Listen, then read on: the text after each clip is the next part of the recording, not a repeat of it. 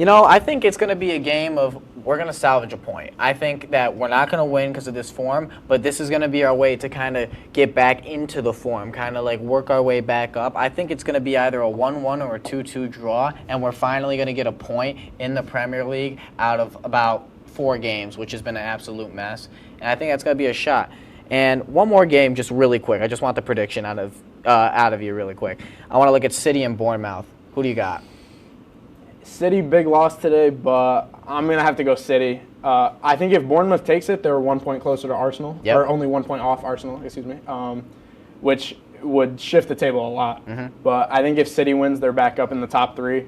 And I think this is the win that City needs, and they're going to really be pushing for this win. I'm going to go 2-1 on that game to City, but real quick, we're going to go to a break. We'll see you back here on WTOP-10.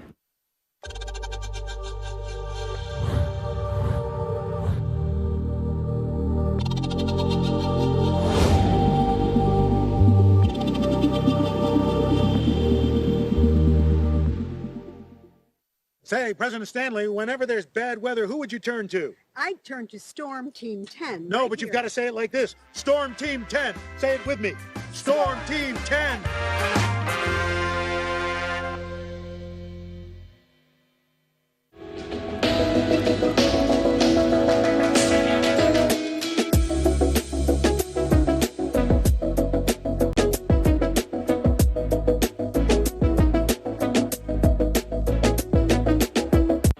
If you like action,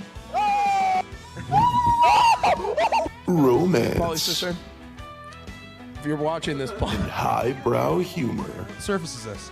Floor. Minch did not legitimately put his head in the toilet. there's only one place to turn. No! Tune in to new episodes of Oh boy! only on WTOP.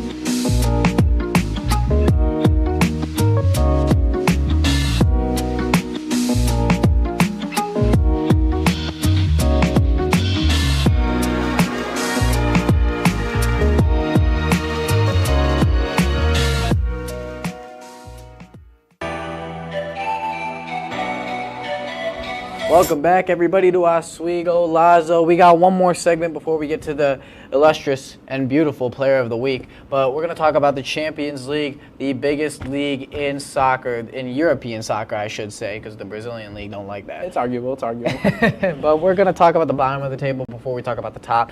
The bottom, there's really not many surprises. I will say a couple, though. Villarreal, it's very surprising that they're 31st when they're like about 4th, 3rd in the and La Liga, my apologies. And Leverkusen 30th. With this managerial issue, I really could see them at 30th. And Benfica 35th. Oh my, what a fall from grace for Benfica. Second to last. They should be playing Europa, honestly. It's been a mess over there. Also, Juventus and Napoli, the current leaders of La Liga, in 23rd in the Champions League. That's a big surprise. Atletico Madrid also 19th. There's just a lot of teams that shouldn't be here. Yeah, I'd have to agree with you. A lot of Italian teams that should not be here. I think Benfica from Portugal, obviously, they should be higher up. This is not the Champions League performance that they wanted. Juventus, I mean, they are just tie after tie after tie. They cannot get their 3 points. They just have to settle for 1 point every game, and in the end, it's not going to be enough. Yep, and what are we seeing at the top of the table, Sam?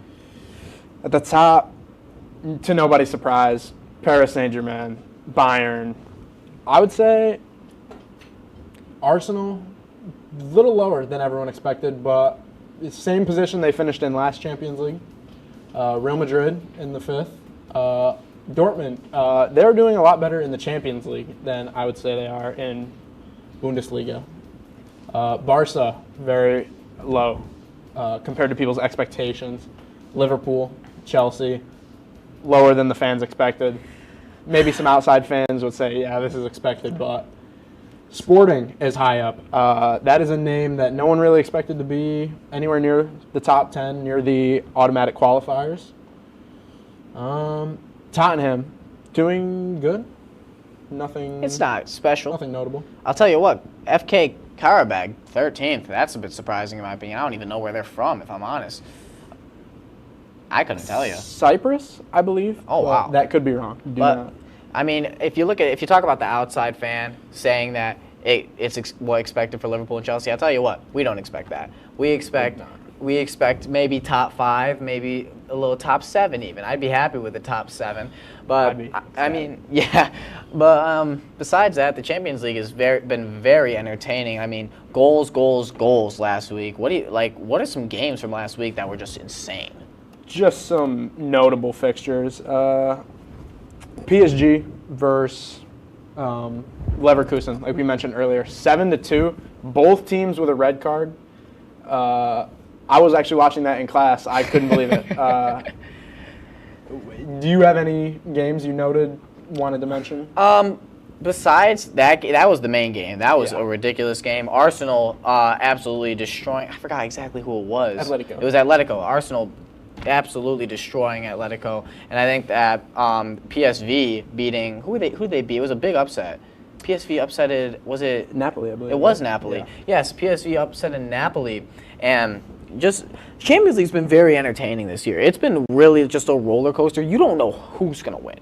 You don't have a single clue because Galatasaray, they beat Liverpool. I watched that game and I almost cried. I'm kidding, I didn't cry, but That's true. but it was a mess.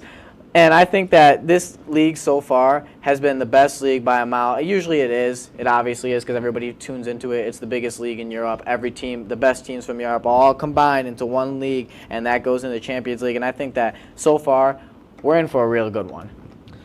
It has been good so far. Lots of goals. I think I saw over 70 goals in the first few games of the league phase of the Champions League. That's some of the most I've ever seen. Mm-hmm. And I think that you got any big games that you want to address coming up? Coming up, just looking ahead here, I see Liverpool, Real Madrid, Oh, God. Bayern, and PSG. Wow. That will be a good game. And I know a big game that I'm looking forward to, Barca and Chelsea, November 25th. Oh, wow. My hopes are not great. Cole Palmer is out through the Arsenal game in the Prem, through the Barca game in Champions League. Oh, wow. I think it could be our downfall. But the young team that Chelsea has been able to perform so far. Yeah, and I think that PSG Bayern game is going to be a little preview of the final, in my opinion. But we're going to get into the best segment in the entire world of soccer. Everything doesn't matter. The Ballon d'Or, scrap it. Nothing compared to the Player of the Week for Oswego Lazo. And we're going to start off. Obviously, we're not going to get right into it, man. We got to tease you guys a little bit. We can't give you the Player of the Week out of nowhere. But we're going to talk about some people maybe who could have got it. And I'm going to start off with talking about Brian Mbeumo. That's my personal honorable mention for the Player of the Week. There he is in all of his bald glory. Brian Mbeumo, he had a phenomenal week. He had 1 goal against Liverpool to beat them. If anything, Liverpool have been playing bad, yes, but Manchester United have been doing the exact opposite. Man United have been playing phenomenal. Lamens in goal has been great. And Mbeumo right at the helm, too. He scored 2 goals in their win against Brighton yesterday, actually, again on Saturday morning. And Brian Mbeumo has been absolutely phenomenal. And also, just really quick, I want to talk about Lemons too. They brought in Lemons after Onana was playing absolutely horrible. One of the worst goalkeepers I've ever seen in the Prem. Also, Bayindir, terrible. But Lemons has came in. He hasn't had a clean sheet in 2 games, sure, but he's been phenomenal. He's such a presence in the net, and I think he's been a great goalie and a great experience for Manchester United. I like him. He hasn't been the brick wall that I think they hoped he would be, but a lot of 2-1 wins for Man United with Mbeumo scoring most of these winners. I mean, I think he's in talks for Golden Boot. Oh, wow. He's up there. He's one of the best players in the Prem right now, I think. Oh, wow. You got any honorable mentions? Honorable mentions, not off the top of my head. I'm thinking of Barca, too. I'm looking at Barca. They've had some pretty good games. Fermin Lopez has been stellar. I think that he's been a great player. 4 goals in the last 2 games, I think. Fermin Lopez, he did just score in El Clasico, even though they lost that game 2-1. And I think that he's a great young star. That's another version. We always talk about Lamine Yamal this, Lamine Yamal that. That's another youngster at Barcelona who's going to get a lot of growth. He probably might leave Barca just because of all the attention that Yamal's getting. In my opinion, he might. You never know. But I think Yamal and Fermin are going to be the future of Barcelona if he doesn't leave. And Fermin has been playing amazing. And I also want to take a look at one more player that is really under the radar because Kane is playing so good. I think that Luis Diaz, Mike mentioned him last show, Luis Diaz has been stellar in both categories, goals, assists, everything. He is the reason, in my opinion, that Bayern have been playing as good as they've been playing, and I think that Bayern wouldn't be where they are without Luis Diaz in that left winger position. I think another big part of that Bayern team is Harry Kane. Coming from Tottenham, not many trophies to his name. Going to Bayern, he's been doing stellar so far, and I think he is in talks for some real silverware this season. Yep, and we're finally going to announce Episode 3 Player of the Week for Oswego Lazo. We're going to go back to Barcelona really quick because this guy has been the definition of the word clutch. Ladies and gentlemen, the Oswego Lazo Player of the Week is Marcus Rashford coming out of Manchester United. Look at that man. That's a beautiful man right there. He's been the happiest he's ever been. And, you know, I've hated on Manchester United. I'm going to cut him some slack this time because they've been playing pretty good recently and they're above Liverpool. But I think Marcus Rashford, out of his mind, if I'm looking at the stats right now, he just assisted Fermin's goal in El Clasico. That 2 goals against Newcastle, incredible in the Champions League. Also, 2 goals in their last matchup in the Champions League. Let me check really quick.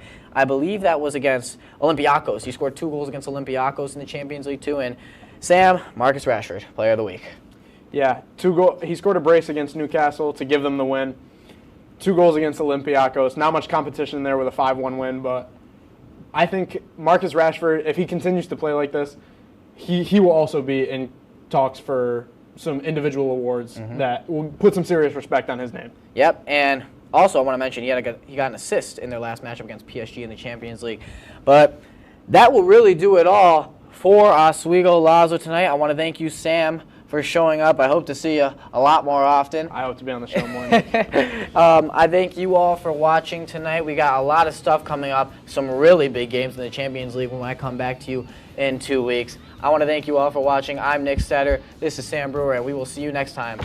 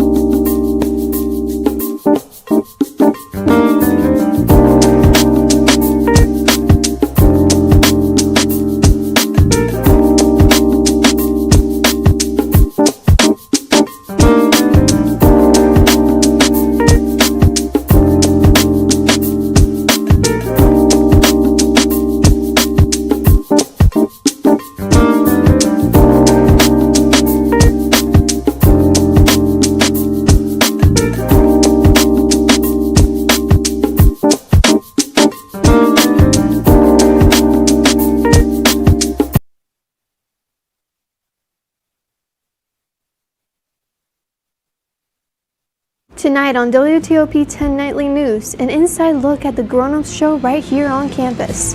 And SUNY Oswego has picked the keynote speaker for the 2025 commencement ceremony. Who is it and why were they chosen? But first, SUNY Oswego's president has been busy. Find out what he's been up to. WTOP-10 Nightly News starts now.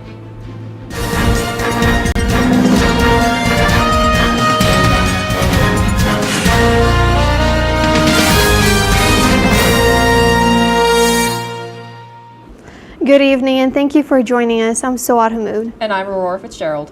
SUNY Oswego's President Peter Nwosu is being named one of 5 educational leaders of the American Association of State Colleges and Universities Board of Directors. Nwosu was elected during the organization's annual conference for presidents and chancellors in Nashville yesterday. The board provides essential oversight to ensure AASCU continues to promote access, student access, and inclusive excellence across regional public institutions.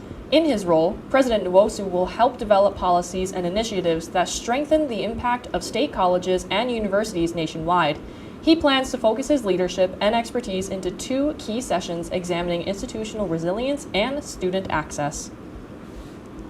In more campus news, SUNY Oswego has announced its keynote speaker for the December commencement ceremony.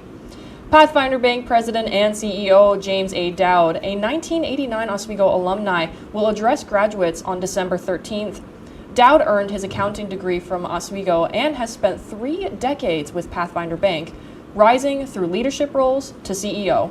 The ceremony will take place at 10 a.m. in the Deborah F. Stanley Arena. The college celebrates its winter graduation of he will celebrate with the undergraduates and graduates. On December 6th at 9:30 a.m., the Oswego YMCA will be featuring their 34th annual Oswego YMCA Reindeer Run, a 5K annual run of Oswego YMCA Reindeer Run, a 5K run and walk for all ages. Participants that register by November 19th will receive a commemorative event item. Dress in your favorite holiday attire, including a Santa hat or ugly sweater. Be as creative as possible and register now to secure your spot. Fees will increase on the day of registration and will be accepted until 9:15 a.m. at the day of the event. Oswego County Treasurer Kevin Gardner is going to represent New York State in the National Association of County Collectors, Treasurers, and Finances. Gardner was selected at the New York State Treasurers and Finance Officers Association fall meeting in October. He will hold the position for the next 2 years. This comes after Gardner was awarded Financial Officer of the Year at the New York State Association of Counties Finance School earlier this year. I was able to check out a show called The Grown-Ups, which occurred last week. Take a look. The Grown-Ups focuses on including the audience. 5 actors play camp counselors, singing songs and having the audience participate.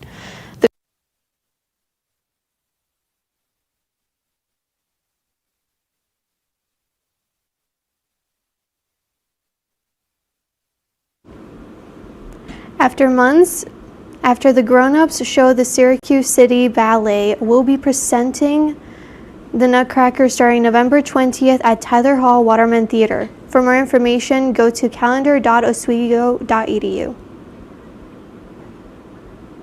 It's definitely feeling really cold outside, so how about you? Yeah, no, I've been wearing my jacket and all. With more on the weather, here is Storm Team 10 meteorologist Bradley Jacobs. Thanks, guys. And it has been very chilly, very breezy, and very snowy over the last few days.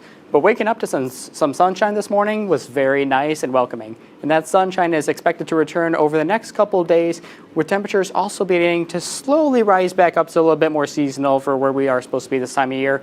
However, we might have a rainy ending to the week with some rain showers returning later on in Friday into Saturday, and what to expect for holiday travel, both for Thanksgiving and for students traveling back over the break. I'll have all that more in my full weather forecast ahead. But for now, back to you guys at the desk. Thank you, Bradley. The Army has chosen Fort Drum in Jefferson County as one of 9 bases to be evaluated for an advanced small-scale nuclear power plant. Their plan to have commercial companies build nuclear plants capable of producing up to 20 megawatts to provide power at military installations. The effort is referred to as the Janus Plan. Final decisions have yet to be made, but Army officials intend to choose as many sites as possible. This month, nearly 40 people were arrested by federal agents on the New York State Thruway after a 4-day immigration bust.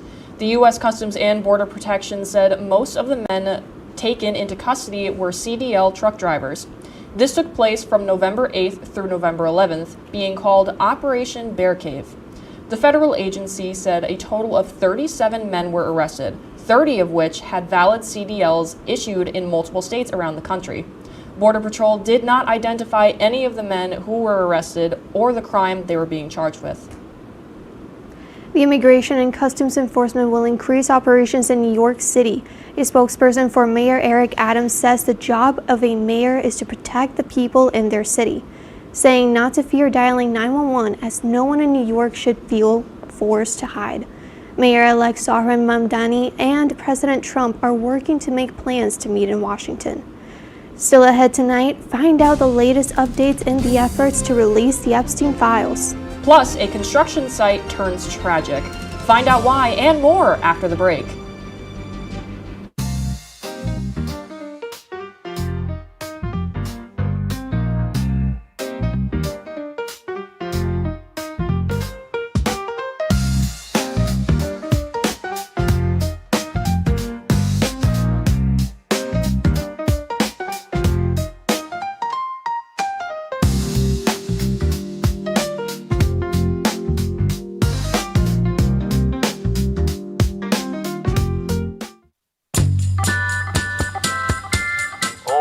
But I would have liked to see more on, Putin or something. I don't think he's very nice. He's so annoying, and he's not very funny either. He got that hot dog at one time. I don't know why he would do such a thing. I'm not sure why he's still playing a Nintendo Wii. The Nintendo Wii is so old. I've tried reporting him like 600 times, and nobody's answering my phone calls.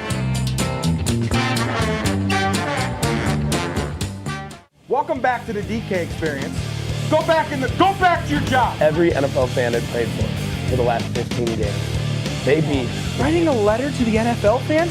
Get out of here with that. Joe, let me finish. No, let me finish. Stop. Johnny Manziel, that guy, he's a loser. No, that's.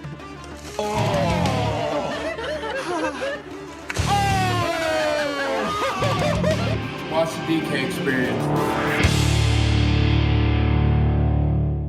What we do here is go back.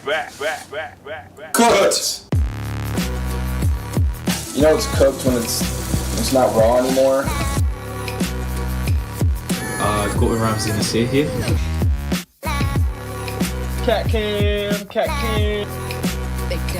Because Kenny pulled the picture of him. Yeah. Yeah.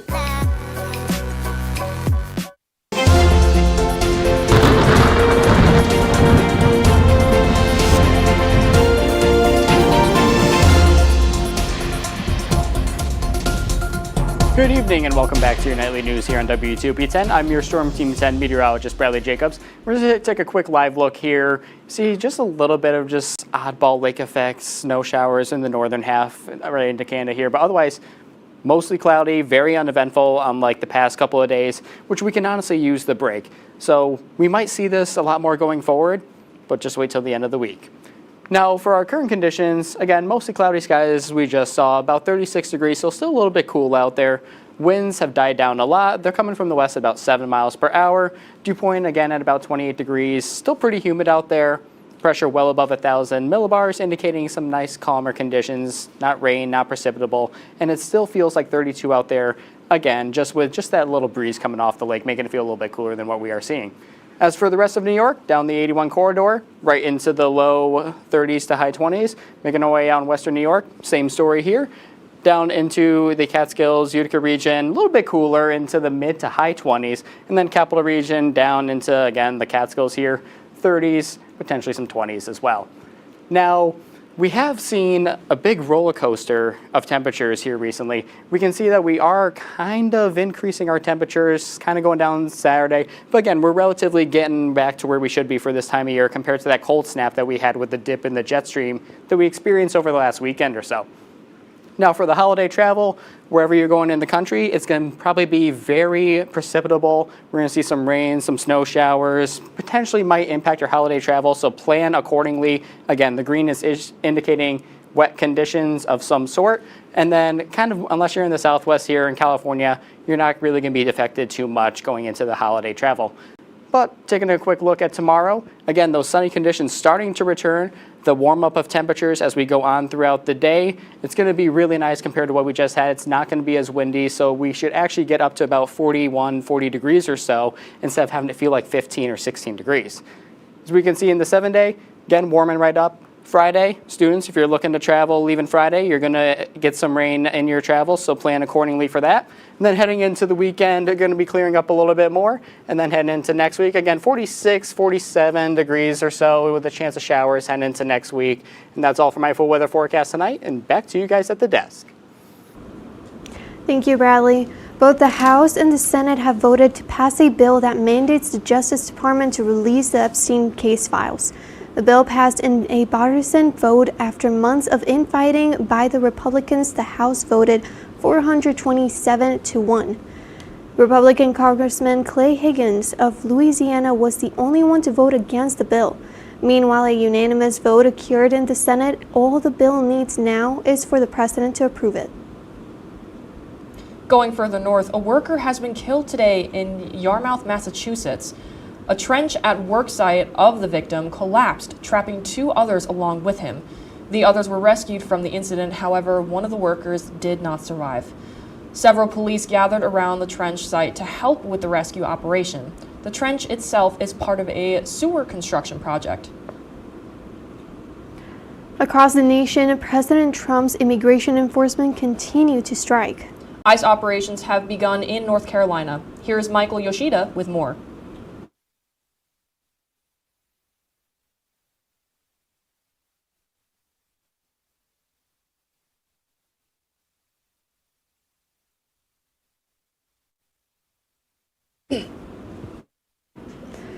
More than 200 people have been arrested in the immigration crackdown across North Carolina during the weekend. Federal agents are expected to conduct operations in the city of Raleigh later today.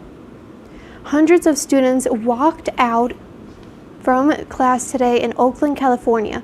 The students are calling for an end to gun violence, more specifically ones that occur on school campuses. Students gathered around their schools for the protest. Other students took to the streets to spread the message. The walkouts are in retaliation after a 15-year-old student was shot last week. That student is in hospital and is expected to recover. When WTOP-10 Nightly News continues, a major victory for Mark Zuckerberg's Meta. And Roblox announces new safety features after online scrutiny.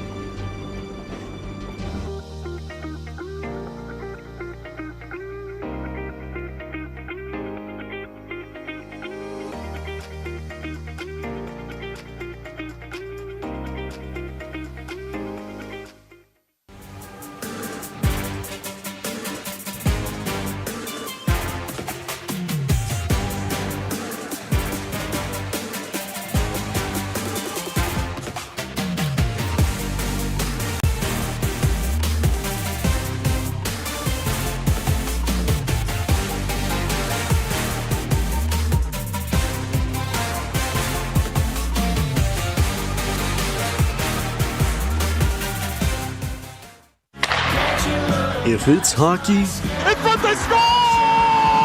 it's on Hockey Talk. Join Rob Finger and his panel of guests.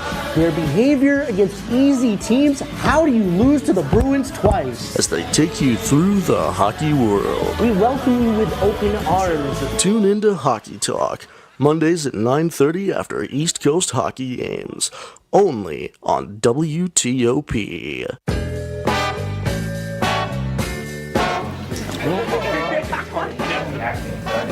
Oh boy!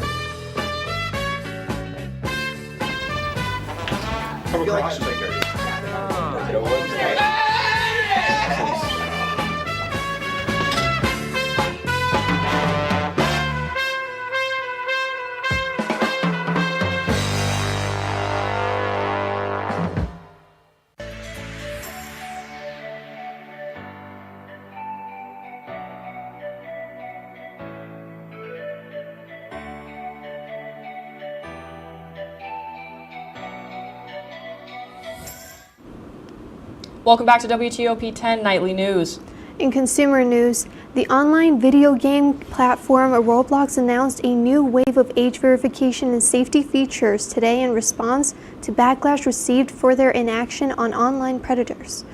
Roblox CEO David Baszucki said it will soon require all players to verify their age with AI-powered facial scanning technology. The features will start in select countries before a wider expansion to major markets, including the U.S. in January. Meta had a major court victory today after a federal judge ruled that Meta is not a social networking monopoly, pushing back against the Federal Trade Commission's argument that two of its largest platforms should spin off from Meta. The FTC sued Meta in 2020 for violating antitrust laws by buying both Instagram and WhatsApp to avoid competition. The judge noted the commercial success of rivals TikTok and YouTube as a factor in his ruling. In a bit more tasty news, Heinz announced a new condiment to its lineup just ahead of the Thanksgiving season, and it's already turning turkeys' heads. The new flavor tilted leftover gravy and inspired by the popular sitcom Friends, where Ross makes a sandwich of leftover Thanksgiving food, including gravy as a dressing. Made with real turkey broth, it is only available online through Walmart when purchasing the Heinz Homestyle Turkey Gravy for $1.88. One auction house is preparing for a possible record-setting sale on an item that was almost lost at the bottom of the sea, while another item for auction is known for flying through the sky. A watch from the sinking of the Titanic is set to fetch a Titanic price, and a Wicked hat from the Wicked Witch is up for grabs. Jeremy Roth has more on the two auctions expecting to bring in big bucks.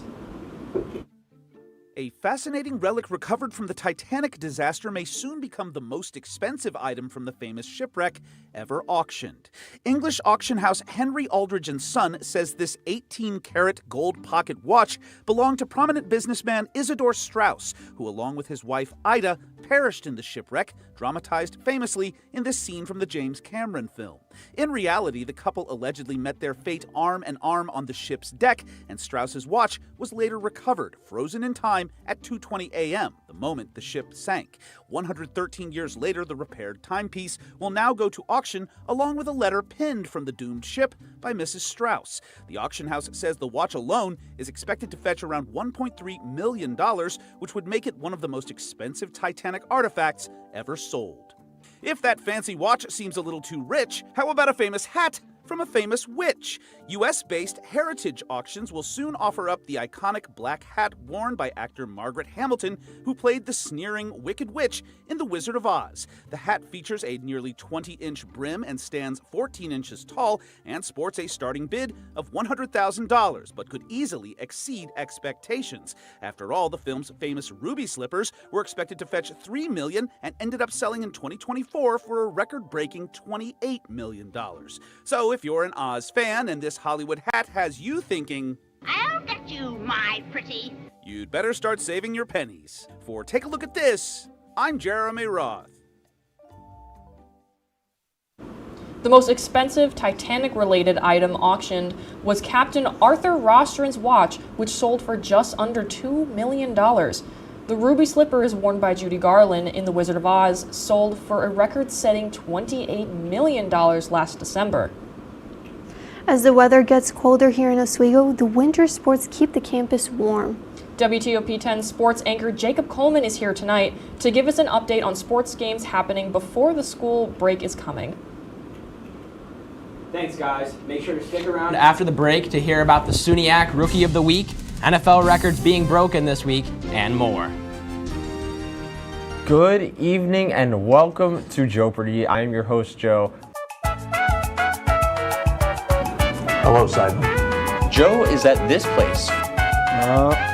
And I'm very concerned to see what Piper's answer is here. Sorry, it's a 98-page rule book. You guys are stumped still? Joe, I'm going to sound like a little snob here. It was not founded by Ray Kroc.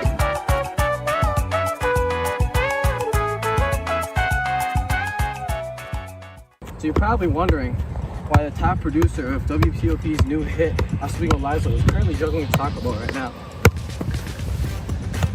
That's just because I don't just know ball, but I can play it too.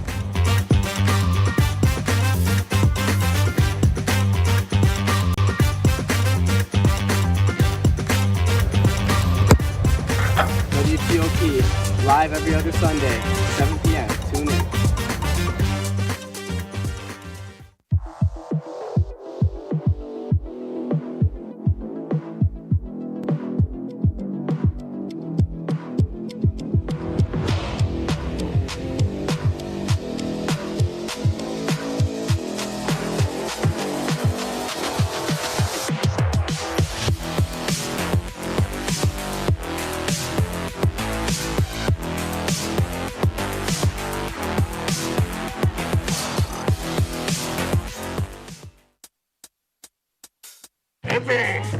I had to eat a raw egg on Chris's dormitory floor. I currently don't have any federal pending charges. You know what you never did? You never walked to Walmart, Chris. That's my co-host. This is for making me eat roast Pop-Tarts. It's showtime, Crits. Come on. I want to be on the air for that. I got a couple things to say. No. Spin the wheel. So you got censorship.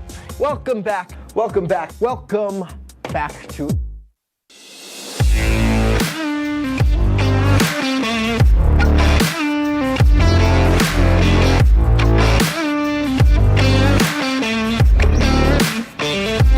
Welcome back, everybody, to WTOP-10 News. I'm the sports anchor Jacob Coleman, and I have some exciting news for you all tonight.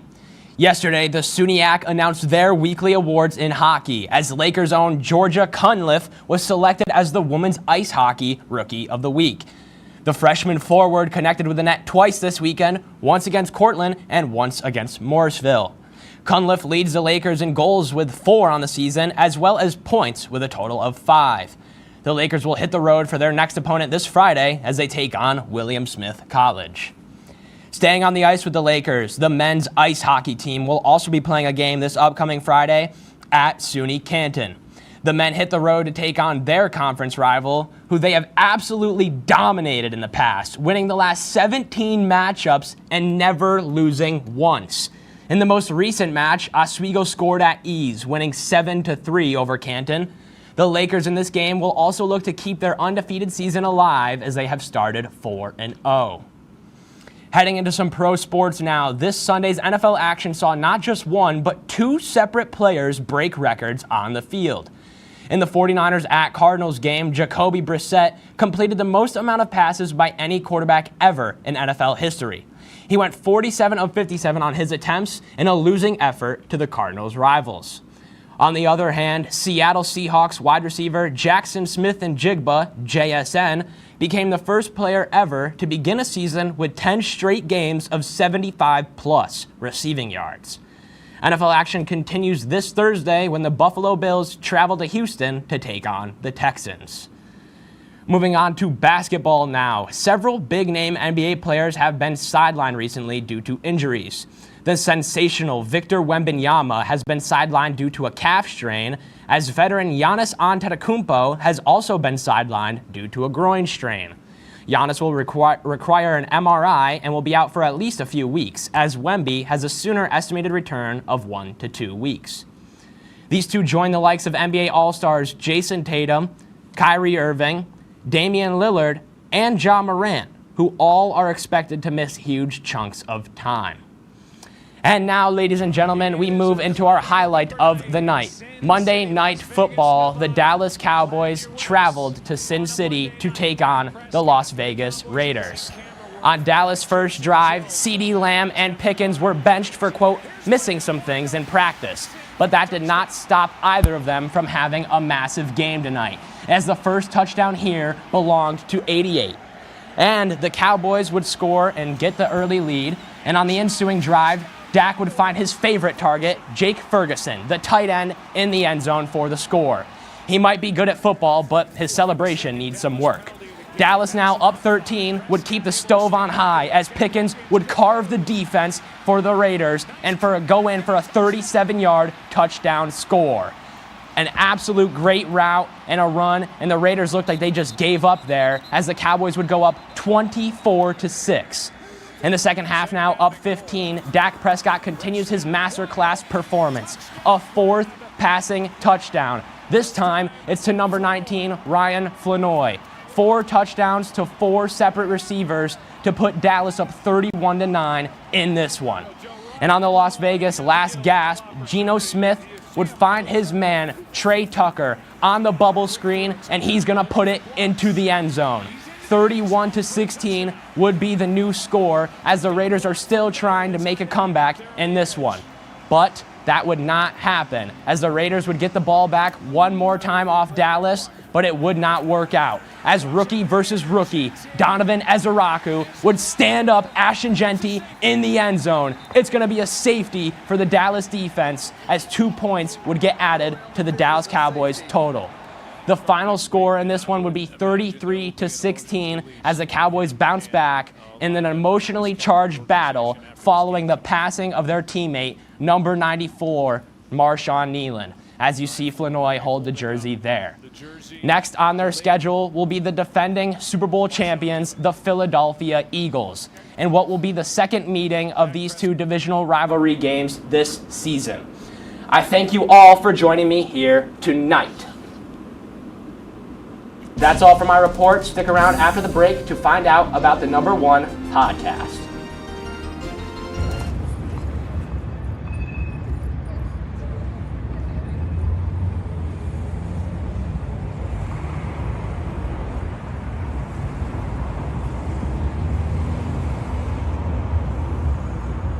If you like action, romance, if you're watching this, and highbrow humor, surface is this? Floor. Minch did not legitimately put his head in the toilet. there's only one place to turn. No! Tune in to new episodes of Oh boy! only on WTOP. What we do here is go back. Cooked. You know it's cooked when it's not raw anymore. Got Ramsey and Nasir here. Cat cam. Because Kenny pulled a picture of him. Yeah. Yeah.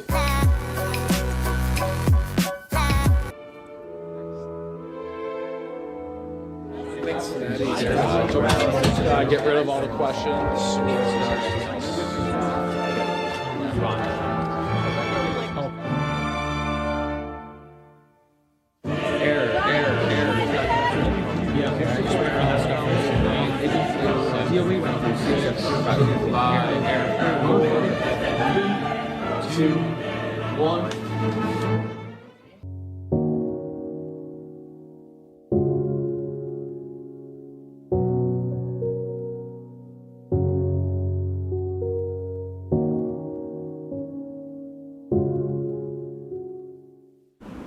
Apple released its top 10 rankings for the most popular podcast in America.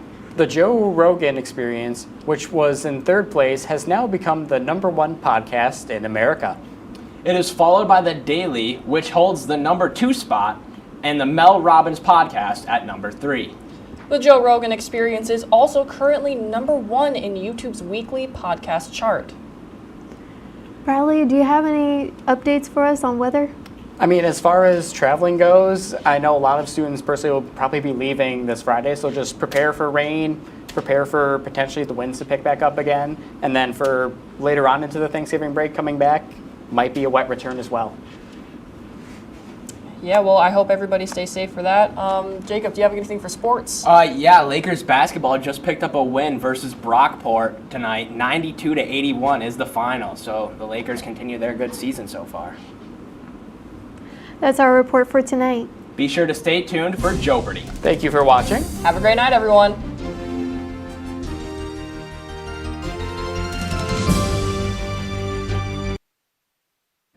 And welcome everyone to the season finale of Stick to Sports. In the blink of an eye, season 10 is about to conclude, and we're mic-less tonight, but the show goes on. We still got a lot of ball to discuss, so without further ado, Alex and Sammy, can you please do the honors? Roll it!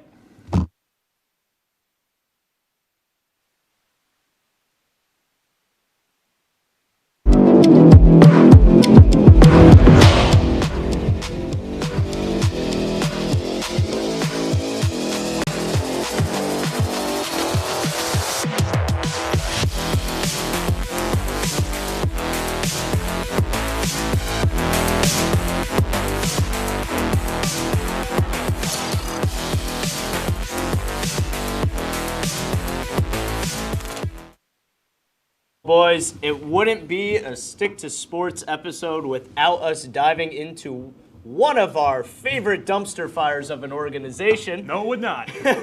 It's already season 10 conclusion, but let's jump right in. The New York Giants have canned their head coach Brian Daboll after going 2-8 to start the season. Daboll went 20-40-1 in just over 3 seasons as head coach.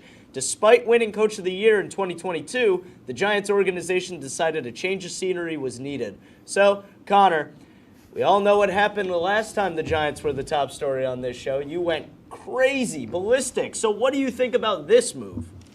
Alex, I'm honestly not going to go crazy today. I'm kind of Wow. just sad. You proud. gave that stat on his overall record. Gosh, 2022 when he was the Coach of the Year seems like a lifetime ago.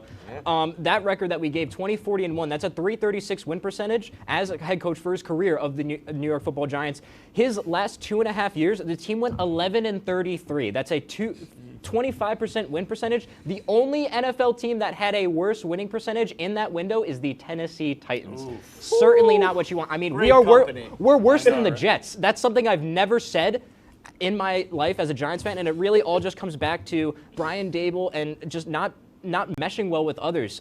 2 years ago, when this team actually made the playoffs, 3 years ago, excuse me, they had a defensive coordinator by the name of Wink Martindale. This defense was actually pretty decent, even with the lack of talent on there. Wink and Daboll butted heads, and it ended up with Wink leaving and resigning. He's now the defensive coordinator at the University of Michigan. The problem with that is Wink is a well-respected defensive coordinator in NFL circles, and as soon as Daboll alienated him, no respectable defensive coordinator wanted to come to New York and work with him, hence why we're stuck with Shane Bowen and why the Giants are 2-8 when they could be 6-6, 5-5. Yeah, no, they could easily be around a 500 record, and I think Shane Bowen is absolutely the root of this problem, and like, even though Daboll butts heads with people, Shane Bowen, I mean, since 1970, I found this stat unbelievable, but the Giants have had 5 consecutive games this season with 20 points scored, but a loss to show for it. And that comes from Shane Bowen and this Giants defense having a lead going into the fourth quarter and just blowing it. I mean, they had a 3-point lead against that crazy game with the Cowboys, 14 seconds left. Cowboys on their own 33. They tie, they win an OT, 26-8 lead against the Broncos. We mentioned it before with 6:30 on the clock, blown. And another little tidbit, Abdul Carter was benched last week against the Bears for the start of the game because he missed a walkthrough. He was sleeping during the walkthrough, and as a DC, you set the tone and your players respond. And if they're literally sleeping during practice, I mean, get Shane Bowen out of there. 100%. I wanted to touch on that too. You have players falling asleep in your meetings, in your walkthroughs. that's a sign that your coordinator doesn't have the locker room. That's a sign that your coaches are failing. Yeah, but exactly. That's that whole organization, no offense. Yeah. I couldn't agree with you guys more. All right, let's move over to some on-the-field fireworks as Jamar Chase has been suspended for 1 game after spitting on cornerback Jalen Ramsey. The altercation started after Chase and Ramsey got into each other's faces after the whistle blew the play dead. Jalen Ramsey retaliated by punching Chase, leading to an ejection, but no suspension. Chase has appealed his suspension, claiming he would never spit on Ramsey. As we wait for the player union's final say, Sammy, how does Chase's actions affect the Cincinnati Bengals? I do want to say one thing. I want to say that he did not say that he would never spit on Jalen Ramsey. He said that if he were to spit on Jalen Ramsey, it would be on his face. So he doubled down. That he doubled down on it. His defense was, I would never spit on his jersey. It would be on his face. But that's besides the point. I think that Jamar Chase, as a captain, as a leader, and as someone that young people look up to, a lot of people wear Jamar Chase jerseys and stuff. I think it is a despicable act. I think that spitting on someone is absolutely, undeniably one of the worst things you could do in the sports league. I mean, besides punching and anything else, but spitting is it's disrespectful. It is not something a grown man making all this money, taking up the entirety of the Bengals cap space, and now he can't play a game.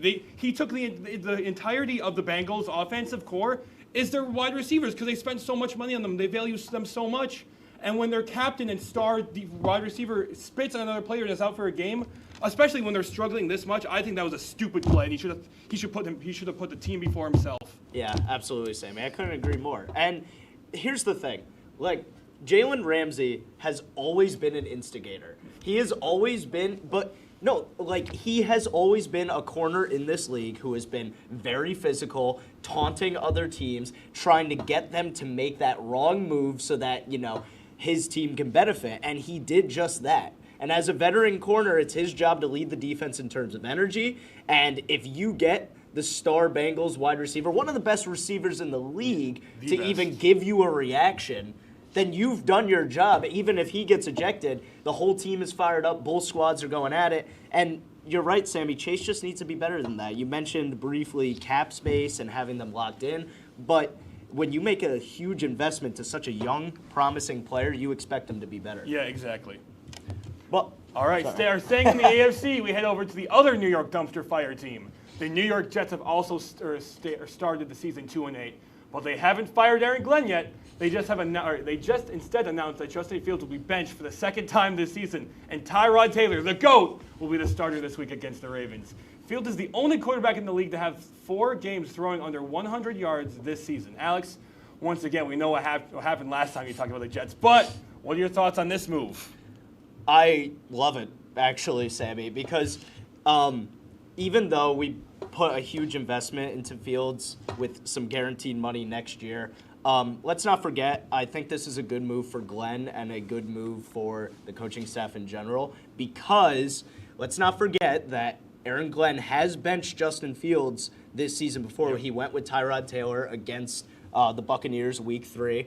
Tyrod was also in line to take over the job against the Bengals, but wasn't able to play that week due to injury. So Fields went on. They had a crazy game. He won back-to-back games. So Glenn, in my opinion, just wanted to give Fields a short leash, but give him a little bit of a chance. And now that it's officially Tyrod Taylor time, probably for the rest of the year, unless he gets injured, I either want Tyrod Taylor or rookie third-string quarterback Brady Cook to get some reps, because you know what, Brady Cook's not going to be the answer. But I want to evaluate the. He could be though. He's not. He could be though. I want to evaluate the passing attack going for the rest of the season so that we can truly see what we need in this upcoming draft. We have the 5th pick coming up. Let's just see how the receivers mesh into this system. Connor. Yeah, Alex, you mentioned the guaranteed money he has next year. He's on the official cap for $20 million. Only 10 of that is guaranteed, and that's kind of something we've seen so far from Darren Muji in these contracts. He makes it so that he can maneuver out of them very easily. We saw that just recently with the Sauce extension. After next season, they're no longer on the hook for any of his money. So overall, a very smart, frugal move by GM Darren Muji. And to be honest, this gives the Jets a chance to win, to save that locker room. My only fear is that they end up winning too many games and no team will want to trade out of a top pick to let them move up in the draft. Yeah, no, I completely agree with you there, Connor. Well, it's too bad that Mike isn't here to gloat in your face, Sammy. because the Dallas Cowboys whooped the Las Vegas Raiders on primetime last night, beating them 33-16. Dak Prescott had an excellent offensive showing, throwing for 268 yards with 4 touchdowns, including a touchdown pass to both CeeDee Lamb and George Pickens. All 3 of our teams are 2-8 to start the season, except for Mike's. But before we hear from the angry Raiders fan, Connor, I'm going to give it to you. Give us some statistical context for how bad the Raiders have been this season.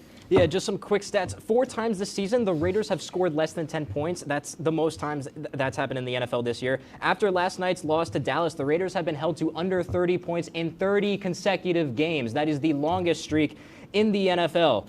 Their offense has actually regressed from last season, going from 29th in the league to 31st. Jeez. And their red zone rate, rushing yards, and total yards are the lowest in their offensive coordinator Chip Kelly's 5 years as an offensive play caller in the NFL. So this is historically bad on all fronts, Sammy.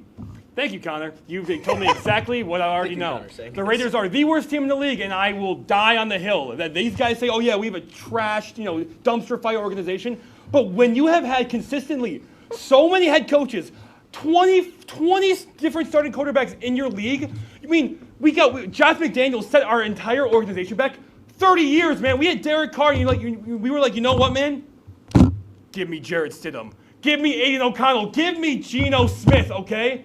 I could go on for hours and hours and hours, and next season maybe I will, but I'm not going to tonight because the Raiders suck. They don't deserve your family. They don't deserve my time or my energy, so I'm not even going to give it to them. The Raiders suck, the worst team in the league, and I can't wait till next season. Let's go Matt Stafford and the Rams, baby. Oh, wow, jumping ship already. Yep, no, I'm not jumping ship. I want to watch a good football team. Fair enough.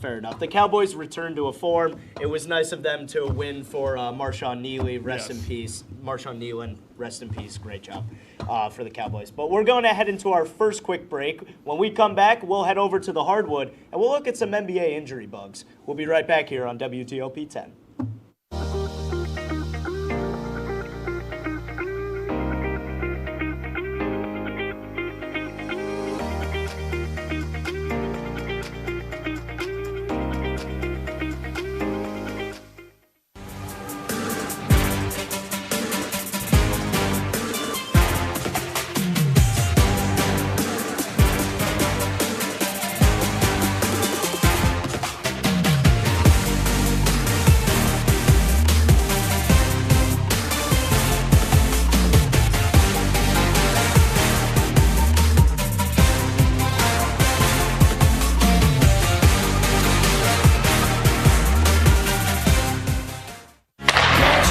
If it's hockey, It's what they score! it's on Hockey Talk. Join Rob Finger and his panel of guests. Their behavior against easy teams, how do you lose to the Bruins twice? As they take you through the hockey world. We welcome you with open arms. Tune into Hockey Talk, Mondays at 9:30 after East Coast hockey games. Only on WTOP.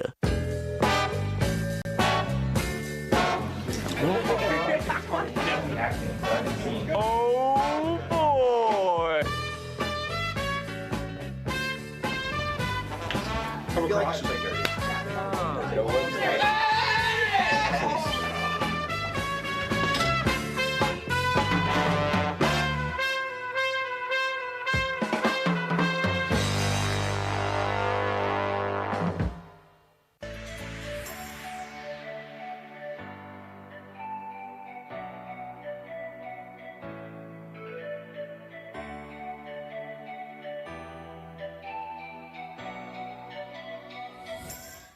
Welcome back to Stick to Sports. We're going to quickly transition from the frozen tundra to the hardwood. Starting out in the world's most famous arena, the injury bug has once again made its way to the Knicks locker room as star point guard and team captain Jalen Brunson went down last Wednesday with a grade 1 ankle sprain, and just 2 days later, forward OG Anunoby suffered a strained left hamstring in the Knicks' win against the Heat last Friday. Alex, are the Knicks better equipped to deal with these injuries this year under new head coach Mike Brown? Absolutely they are, Sammy. And as a Knicks fan, I have not been as confident as I am to say that. than I have been since that 2012-2013 playoff team with Melo, Tyson Chandler, all the boys. Jason Kidd. Don't forget it. No, but the Knicks are very well equipped to deal with this scenario, and that is from Mike Brown's philosophy of depth.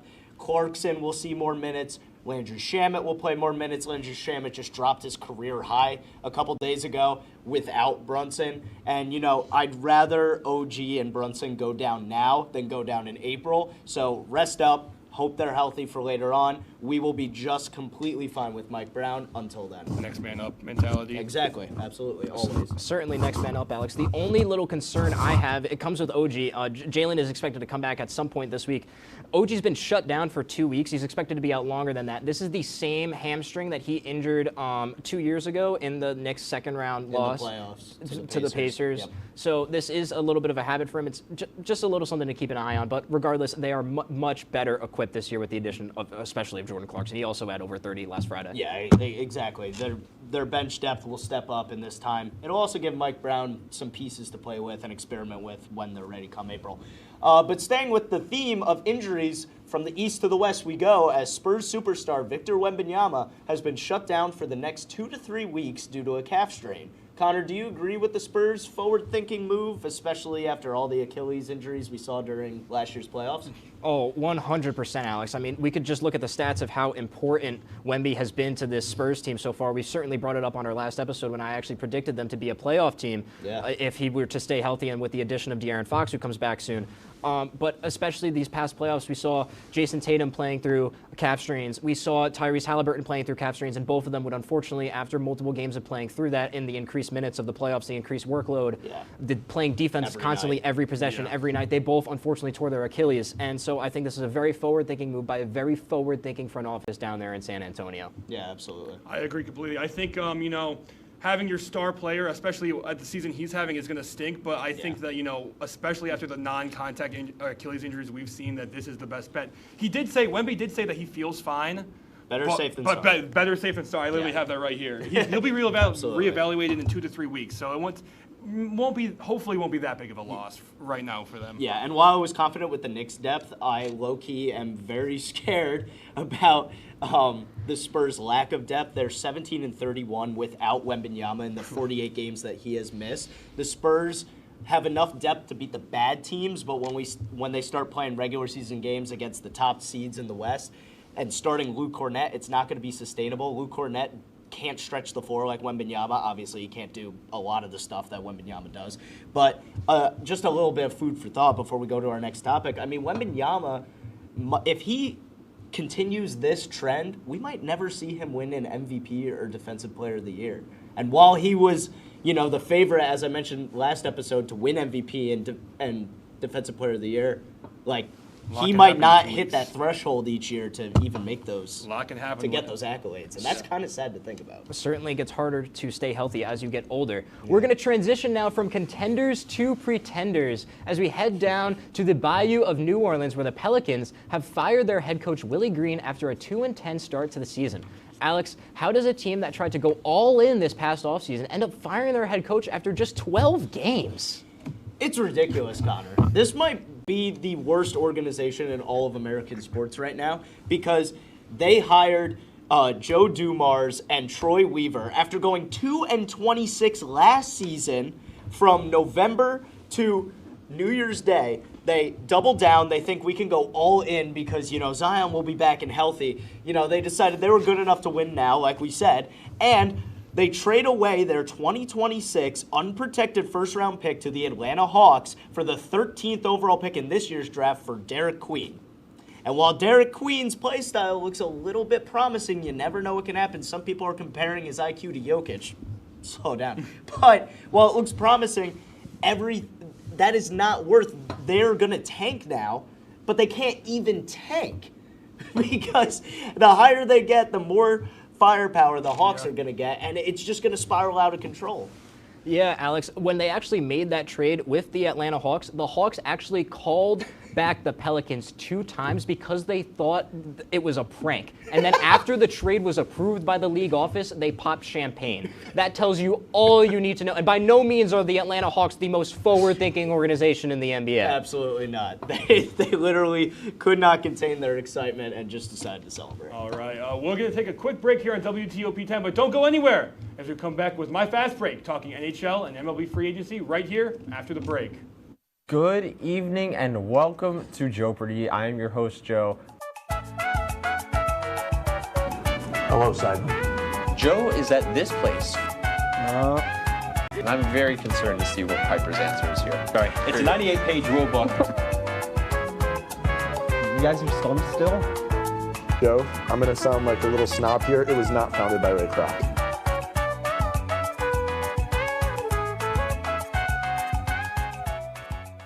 So you're probably wondering why the top producer of WTOP's new hit, Oswego Liza, is currently juggling a soccer ball right now. That's just because I don't just know ball, but I can play it too.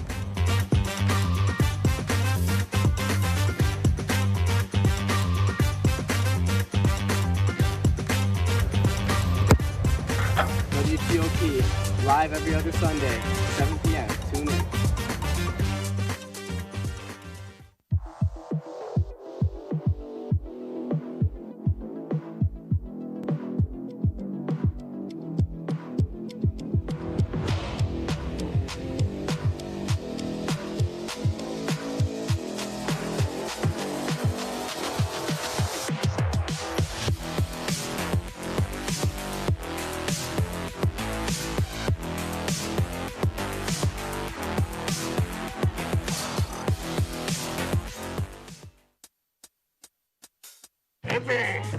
I had to eat a raw egg on Chris's dormitory floor. I currently don't have any federal pending charges. You know what you never did? You never walked to Walmart, Chris. That's my co-host. This is for making me eat roast Pop-Tarts. It's showtime, Crits. Come on. I want to be on the air for that. I got a couple things to say. No. Spin the wheel, but you got censorship. Welcome back. Welcome back. Welcome back to... Welcome back to the Fast Break. Today I'm asking the guys questions about the ice and the diamond. Let's dive right in. All right, we're skating over to the city of New Jersey, where star player Jack Hughes has been placed on IR for an apparent finger injury. This accident has sidelined him for a minimum of 6 weeks, but it's looking more like week 8 until we see him return. Connor, can the Devils continue on this run without him, or are they going to be left in the dirt? Yeah, I think they can. Jack Hughes certainly an important piece for that team. Through his first 17 games, he had 10 goals and 20 points, certainly playing out of his mind, playing like the #1 overall draft pick that the Devils thought he was when they selected him all those years ago. This injury came off of a freak incident. He cut his hand on glass at a team dinner. Not quite sure how that happens. Really not what you want, especially when your team is fighting for the first seed in the Metropolitan Division right now.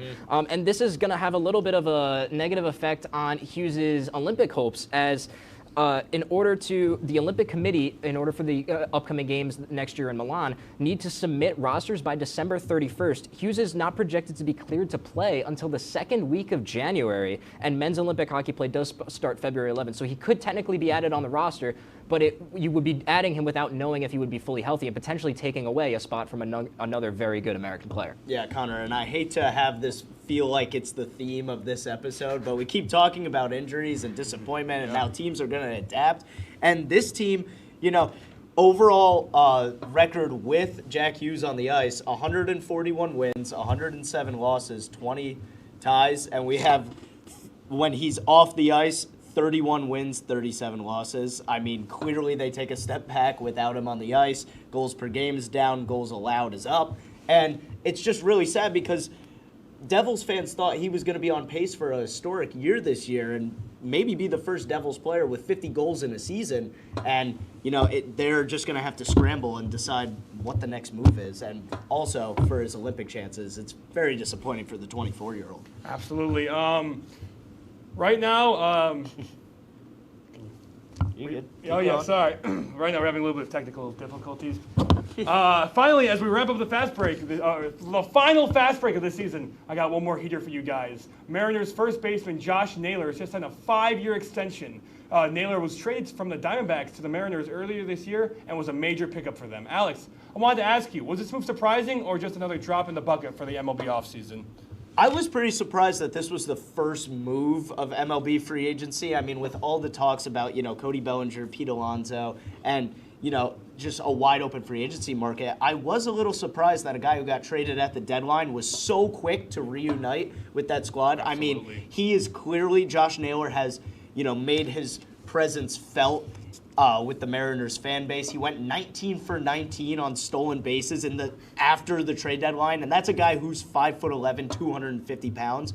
Like, Mariners fans love him. He fires up the crowd. He just, he led the Mariners in batting average to their first AL West title since 2001. Pretty amazing stuff. It takes him off the market, and I don't think it's a big deal in the grand scheme of MLB free agency. It does take a lefty first baseman off the market, but I was surprised to see that move, and I'll be curious to see how the Mariners try to allocate for Jorge Polanco and Eugenio Suarez, who are also free agents. Yeah, Naylor coming in, this is an $18.5 million average annual value. He has a full no-trade clause throughout all 5 years of his contract. That's insane for me. He is not worth that, in my opinion. Fair. We mentioned his stealing. He was a shockingly 30 for 32 on steals this year, while having a bottom third percentile in sprint speed. And really, at the end of the day, what this means is that he's setting the floor for Pete Alonso's free agency market when he inevitably signs in the next coming months. This 5-year 92.5 will be the set base value for what Alonso is looking to make. I think he'll obviously make well over $30 million a year. Oh yeah, he's going to demand a lot. Absolutely. Well, thank you for watching the final fast break of the semester. I'm all done here, but don't go anywhere. We have extra innings coming at you after the break.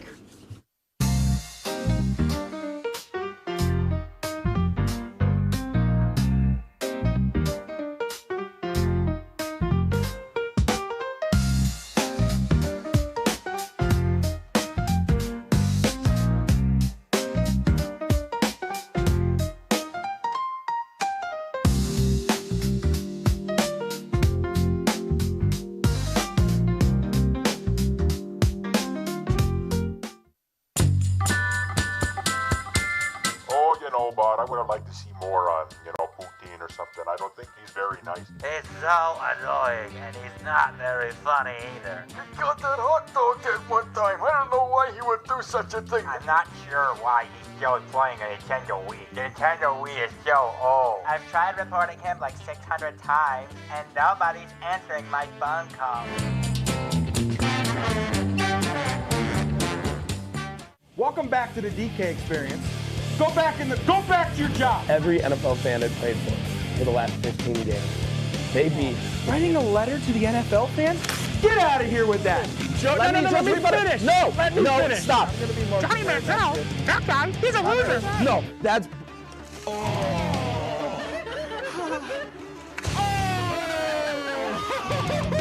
Watch the DK experience. What we do here is go back. Cooked. You know it's cooked when it's not raw anymore.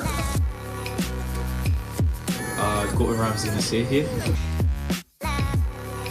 Cat cam. Because Kenny pulled a picture of him. Yeah.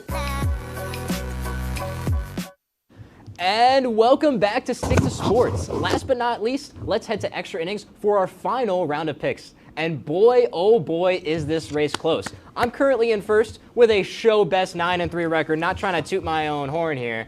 And the rest of the guys are just behind me at 8-4. Oh, wow. And now for all of you concerned about Mike, don't worry, he did make sure to send us his picks. So without further ado, let's look at the slate of games that we're breaking down this week. Yeah, no, we couldn't end on a cliffhanger. Nope.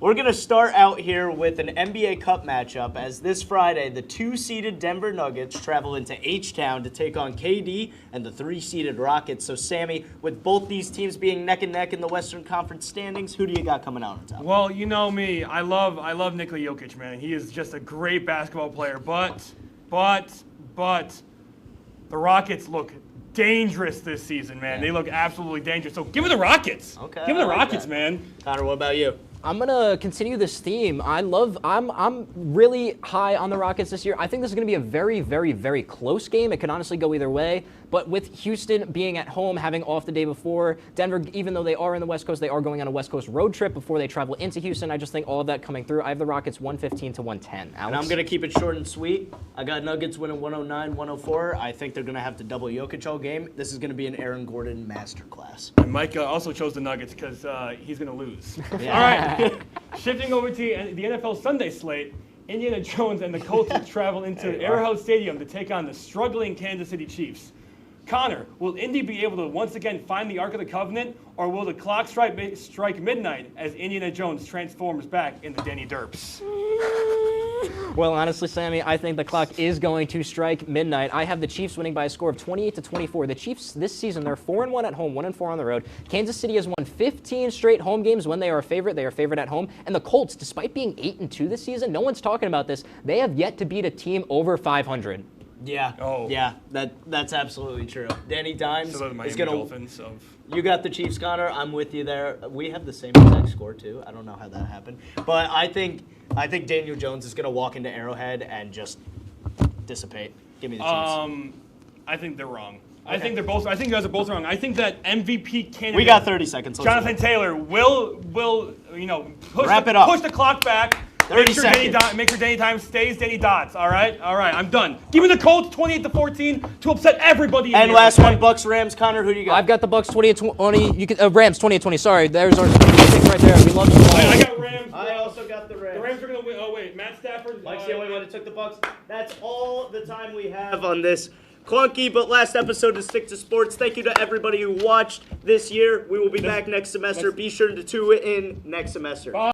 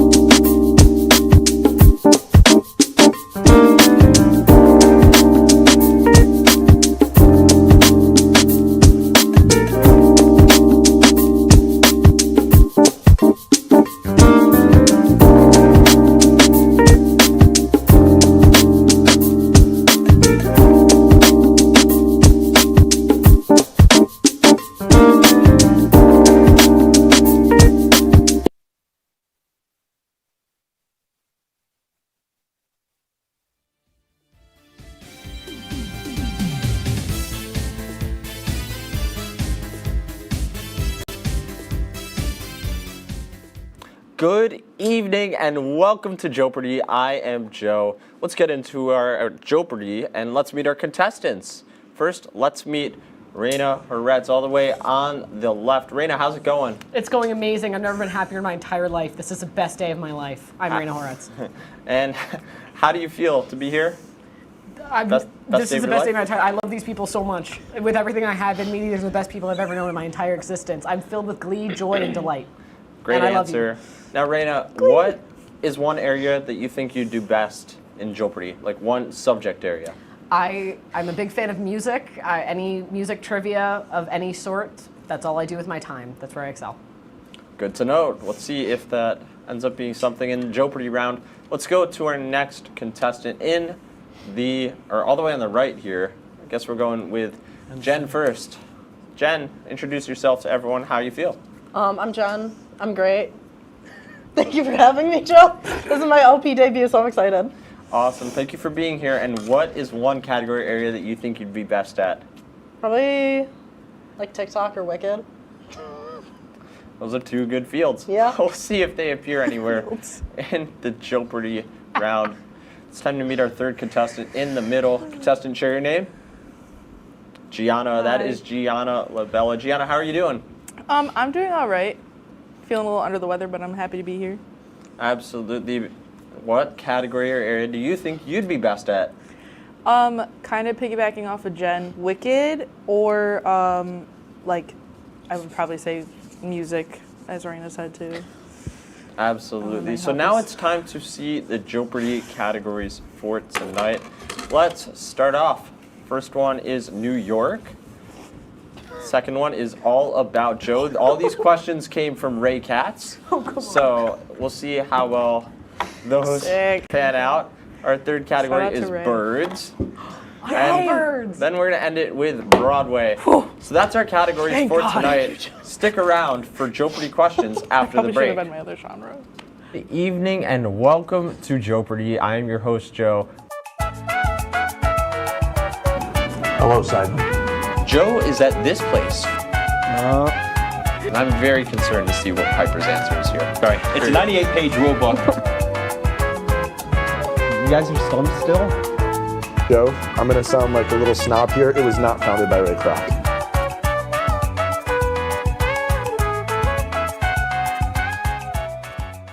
So you're probably wondering why the top producer of WTOP's new hit, Oswego Liza, is currently juggling a taco ball right now. That's just because I don't just know ball, but I can play it too.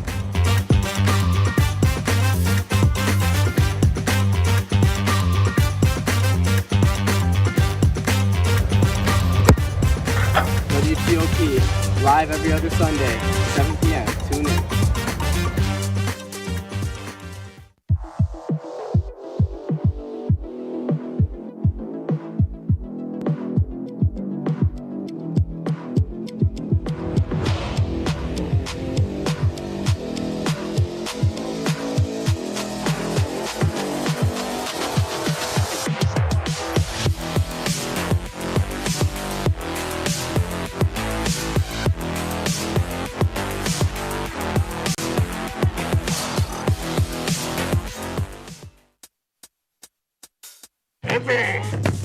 to eat a raw egg on Chris's dormitory floor. I currently don't have any federal pending charges. You know what you never did? You never walked to Walmart, Chris. That's my co-host. This is for making me eat roast Pop-Tarts. It's showtime, Chris. Come on. I want to be on the air for that. I got a couple things to say. No. Spin the wheel. But you got censorship. Welcome back. Welcome back. Welcome back to. Welcome back to Joepardy. Let's start our round. Oh boy. These musicals are the 2 highest grossing musicals of all time, and this for 8 points. This one's actually going to be featured tomorrow night in Entertainment Breach, so tune into that as I'll be a live guest. Alrighty, let's start off with Raina here. Raina, what answers you got? Oh, I took some creative risks here, and I'm gonna put shame to my name. I said Cats and Wicked. Both are incorrect. Okay, that's okay. I'll live. It's okay. Gianna, All you're right. up next. That means one of mine are incorrect because I said Wicked and then Phantom of the Opera. Phantom is correct. Wicked is incorrect. Let's go to Jen. I said Phantom and Hamilton. Phantom and Hamilton is incorrect. The answers, number 2 is Phantom. Number 1 is The Lion King. Oh, that makes sense. That makes sense. Oh. He's lying. Absolutely. Let's He's go to lying. question Lying. 2. She comes back often. Name this 5th largest city in New York that is only about 50 minutes away from here. And this for 2 points. Let's see if you guys know the geography here. The geography.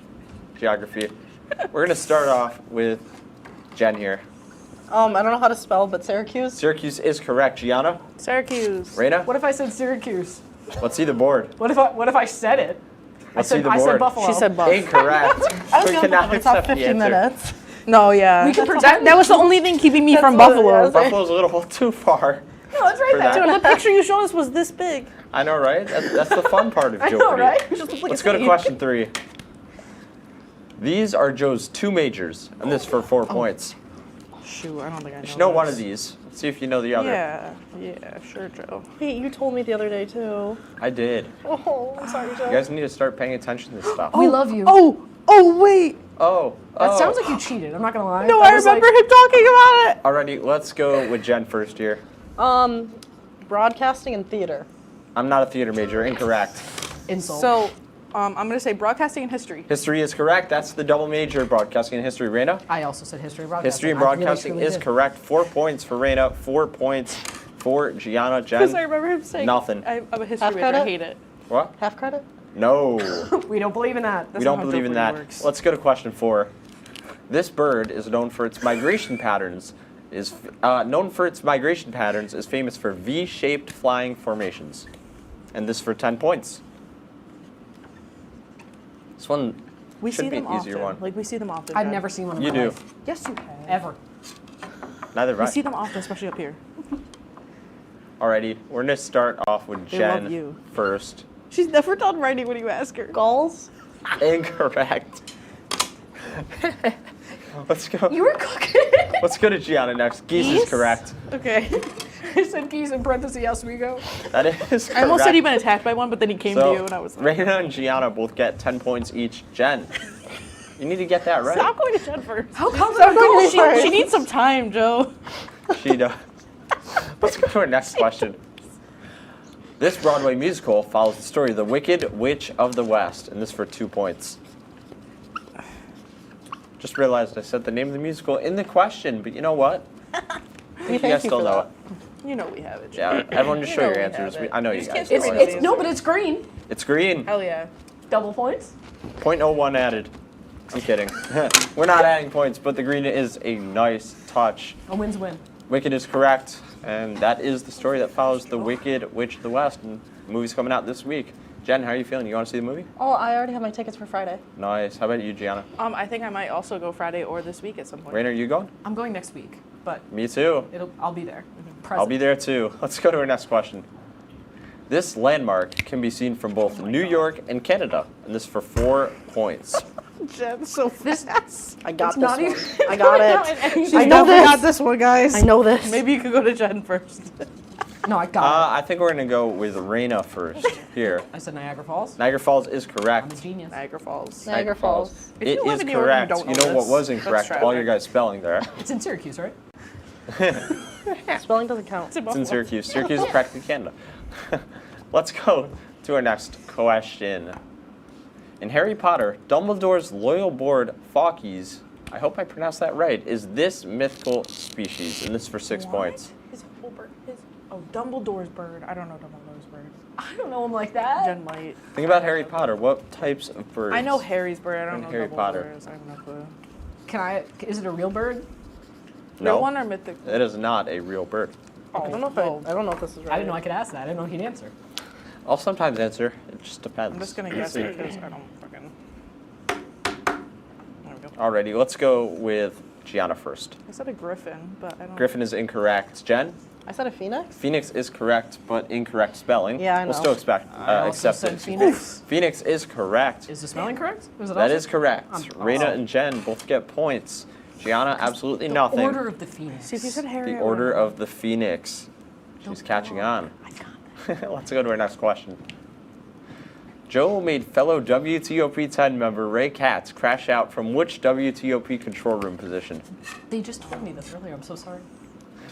And this for 10 points. It's either replay or. Ray spoiled the question then. It was out of context. It was. Yeah, it's a long story. It's a long story. Alrighty, let's start off with Gianna. Replay? Nope, never worked replay in my life. Jen? I said replay. Replay is also incorrect. Finally? Audio. Audio is correct. makes Raina more gets sense. 10 additional points. Yeah, I've never worked replay. I don't know what to say. Yeah. Not allowed. Yeah, not allowed. It's audio. It's Absolutely canceled from it. It's all audio. Let's go to our next question. Joe is the president of this club, and this for 8 points. Courtesy of Ray Katz, once again. Okay. Let's start off with Jen here. Jewish life? Jewish life is correct. Gianna? Jewish life. That is correct. And Raina? Jewish life. Jewish life is correct. Definitely the president of the club. So great work there to get 8 points each. Let's go to our next question. This is the street number of Broadway in New York City, and this for 10 points. I know it's a 100. Yeah, good work there to cover there, Raina, because that was definitely shown off You to can everyone. see the I could marker see is it from really here. apparent. Absolutely, it's so green. So great. So green. Alrighty. Give you guys a little bit to think about this. You got to guess it all, Jen? What? You got to guess? Oh yeah, 42nd Street. How about you, Gianna? Anything? 102. 102 is incorrect. Raina? I also said 42nd. 42nd is correct. So 10 points for Jen, 10 Why'd you tell points Jen that she was for correct? Where? Raina. Great job to get that one right. So let's go on to our next part. We are halfway through our Joepardy game. Those are scores. On the bottom, Jen with 32, Gianna with 38, and Raina with 54. That's a good number. The second half and more coming up right after the break. Good evening and welcome to Joepardy. I am your host, Joe. Hello, Simon. Joe is at this place. And I'm very concerned to see what Piper's answer is here. Sorry, it's a 98-page rule book. You guys are stunned still? Joe, I'm going to sound like a little snob here. It was not founded by Ray Kroc.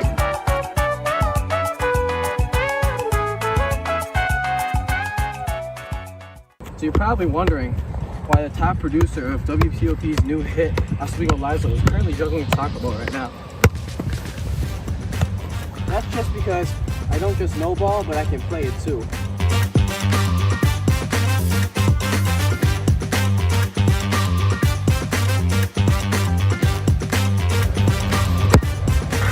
WTOP, live every other Sunday, 7 p.m. Tune in.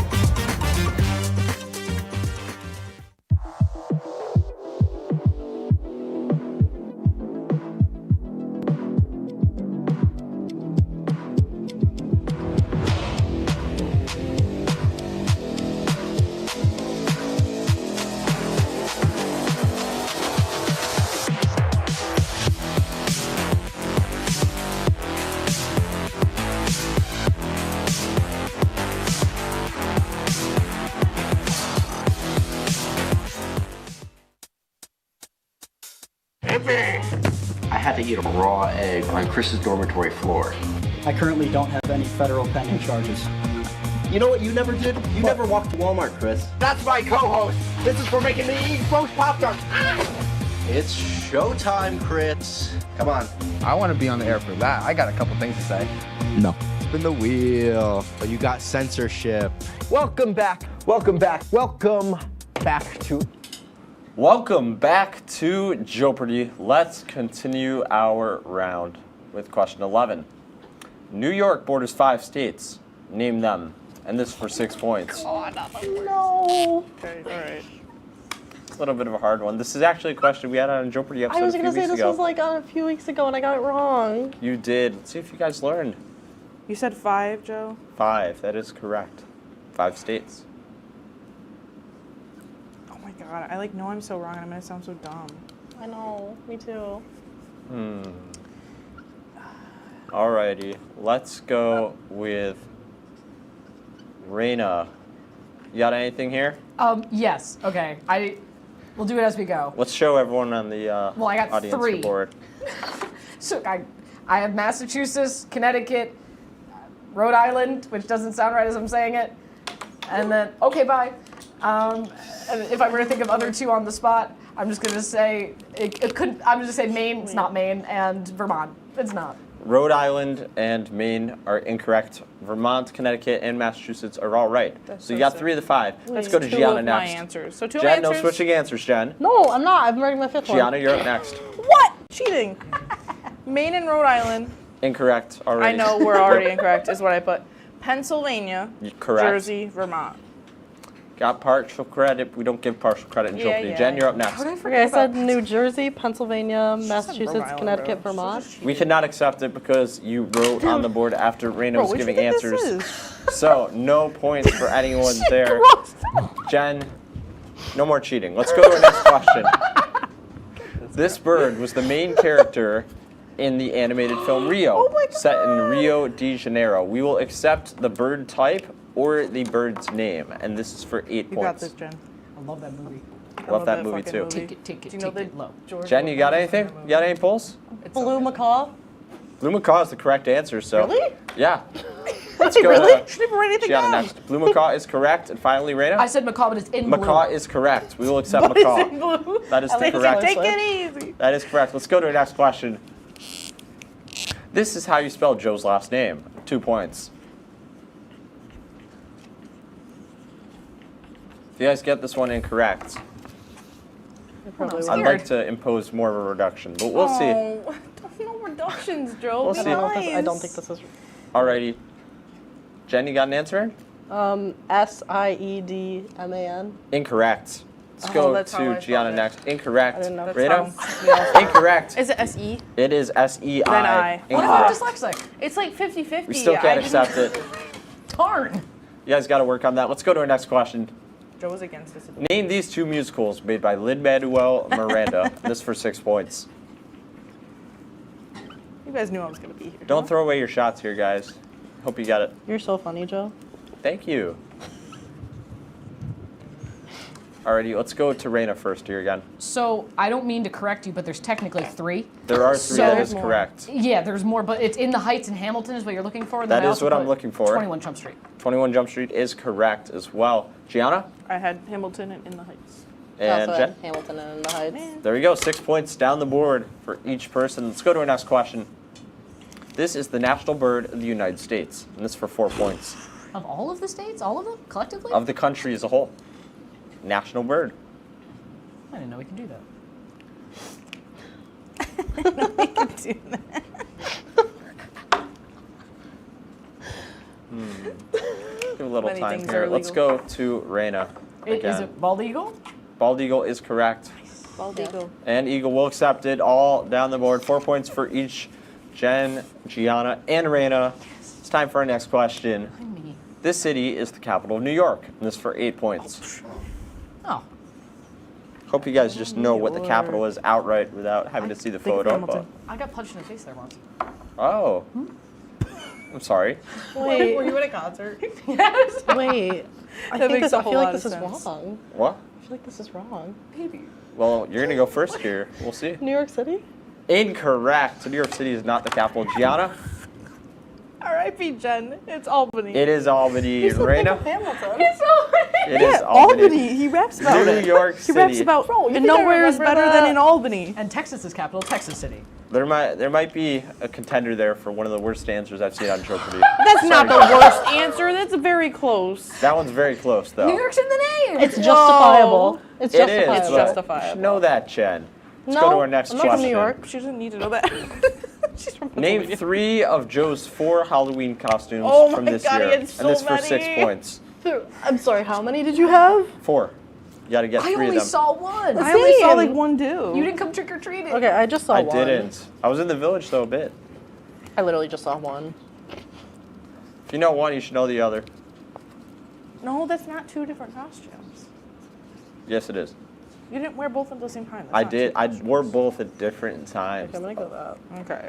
But Alrighty. there's no half credit. This is not even. It doesn't even matter. We It are doesn't going matter. to start off with Jen here. I said a jam sandwich, pickle, and a witch. It was not a pickle or a witch, but jam is correct. Gianna? I just said the jelly Sam and the peanut butter Sam. That is 2 correct answers, but we don't have a third. Raina? I said peanut butter jelly. It's hard to see, but I also put cool guy. Cool guy is incorrect. The other 2 were an M&M, kiss up to the which face. that one's a little tough because that was only on Halloween night, and I should know this, a hula dancer. I was a hula dancer for Joepardy. If you Okay. don't know it, I saw Yeah, the picture. oh, I knew it. It but was I just didn't- like, my brain got a little cloudy there for a second. Let's go to our next whatever, question. Whatever. This guy just won the New York City don't know how to mayor's spell his race, name. and it's for 10 points. I got it. Give me the mic. For whoever said I'm at the gonna beginning butcher his that I know name. TikTok. I'm gonna butcher There's a know his whole this. name. trend on how to say his last name. Exactly. Really? Yes. Okay. I know he's Muslim. Gianna, Does that matter? you want to say? I don't. I can't You spell can just it, and say I it. can't You say can just, it. oh, I have no Jen? clue. I can't spell. Do you I know would the have to be name? looking at it. to Like, even try. if I saw it, like I would know it. All right, let's go to Raina then. It's Zoran Mandani, which Again, is we don't Zoran live in New York City. Mandani. Mandani. We don't live in New York I City. don't live in New York City. And Raina spells it correctly. I don't 10 care points about for the man in New York Raina. City. I don't live there, bro. Gianna and Jen get nothing. Let's go to our next I know who he is. question. I know he won. I wanted to know. This bird can rotate its head up to 270 degrees and is often associated with wisdom in mythology. And this is for 2 points. All right, Gianna, what we got? Owl. Owl is correct. Jen? Owl. Raina? Owl. That is correct. Points across the board, two for each of you guys. It's time for our next question. Yeah. This musical follows a group of students who learn to play music from their substitute teacher. And this is for 4 points. Also a great movie as well, starring Jack Black. I agree. Very good movie. Excellent Start off movie. with Jen here. School of Rock. Gianna? School of Rock. Raina? School of Rock. That is correct. 4 points across the board. Great job by all 3 of you guys to get it. So now it is time to see the final Joepardy category. Let's look at our scores first. Oh my God, Raina. Our final, get the scores back up there. Sorry. 96 points is Raina has 96, Gianna at 64, and Jen at 56. So it's still anyone's game here. Sure. And now it's time to see the What's final Raina's? Joepardy category. Let's get it up. What if I fail? Musicians. Okay. This might That be okay. is This might be it. okay. Don't go You never know, you anywhere, never know. as we'll have our final Joepardy and wagers after the break. Good evening and welcome to Joepardy. I am your host, Joe. Hello, Simon. Joe is at this place. And I'm very concerned to see what Piper's answer is here. Sorry, it's a 98-page rule book. You guys are stumped still? Joe, I'm gonna sound like a little snob here. It was not founded by Ray Kroc.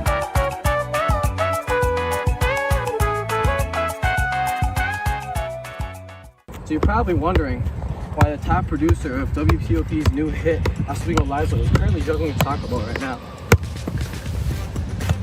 That's just because I don't just know ball, but I can play it too.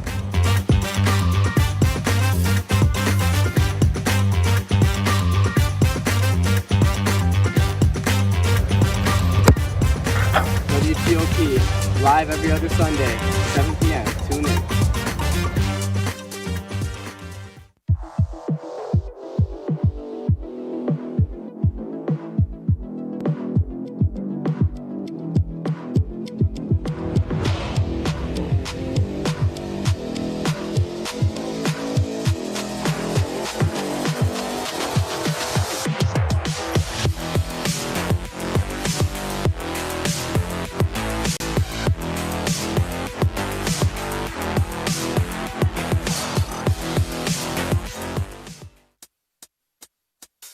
I had to eat a raw egg on Chris's dormitory floor.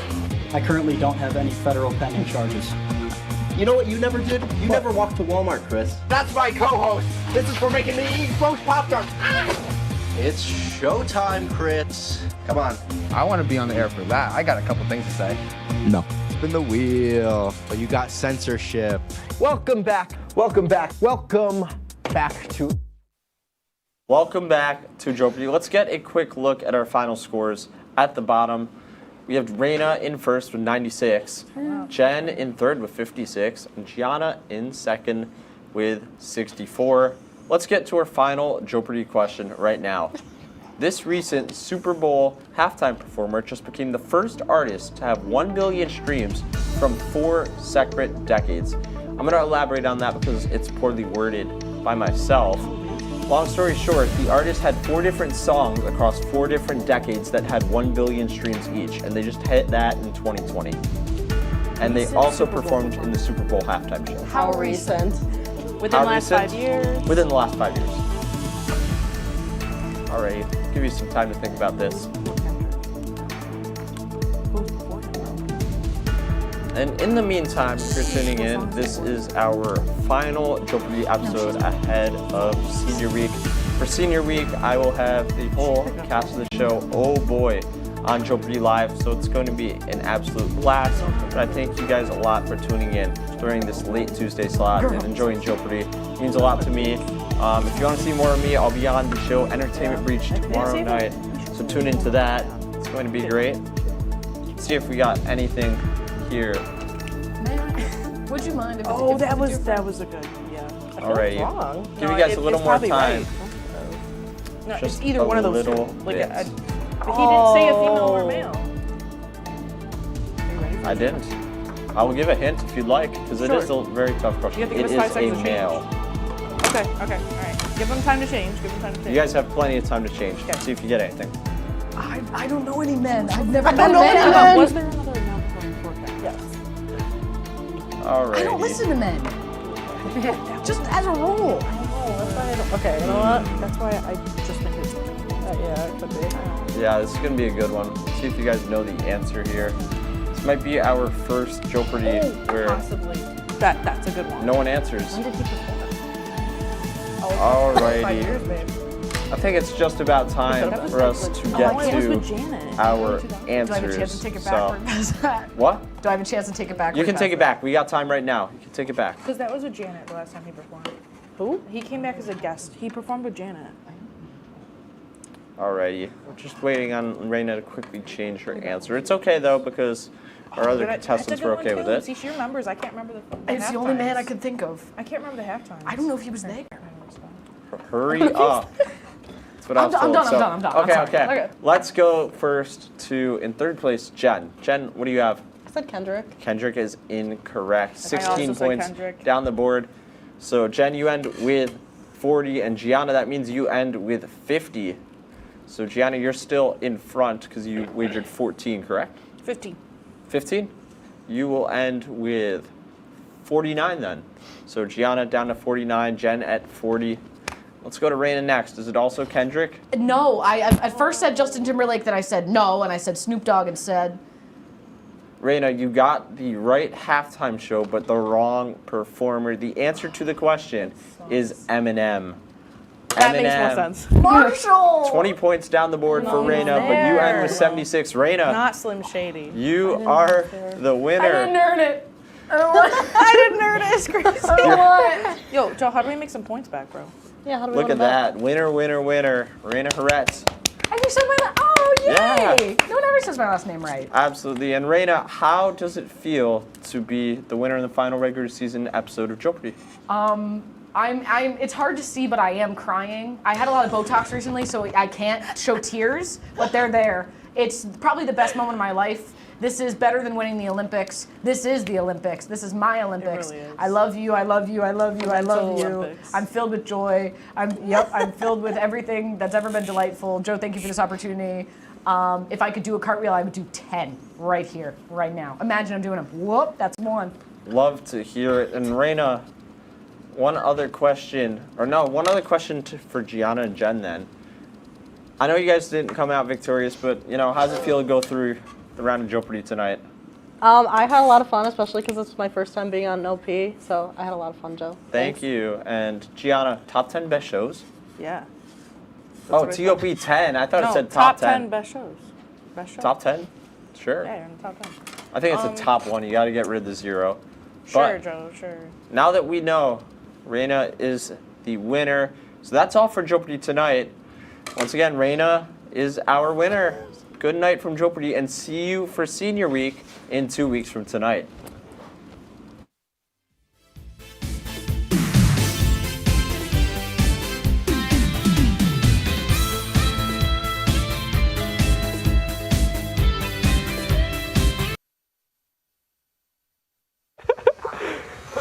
Let's hear that buzz. Oh no! Just do down the middle. Chris, how long? No, don't do it down the middle. He's at it. He's at it. Joe, get a cut of this. Oh no! Well, that's where we last left off. Me and Chris getting our hair buzzed while I'm holding on to an inflatable horse. What a pity.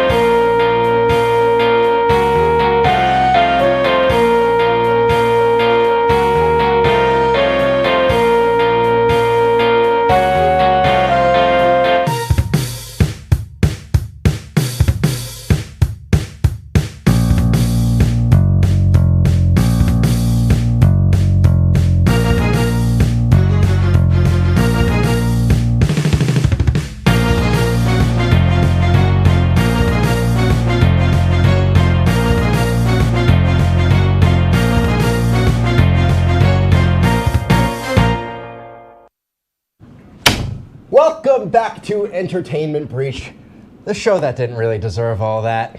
No, I'm Austin. I'm Chris, and we are so excited to be back here for season 4. 4. Not many shows make it this long. Let's see how far we can make it. Still got another 3 semesters before we're out of here. So, or 4. How long can 4 you guys semesters. keep this up for? Honestly, I don't know. We will try to keep it to the very end. Anyway, would you like to introduce yourself, Lucas McGarry? Yeah, my name's Lucas. I was unfortunately coerced into being on this show. Coerced?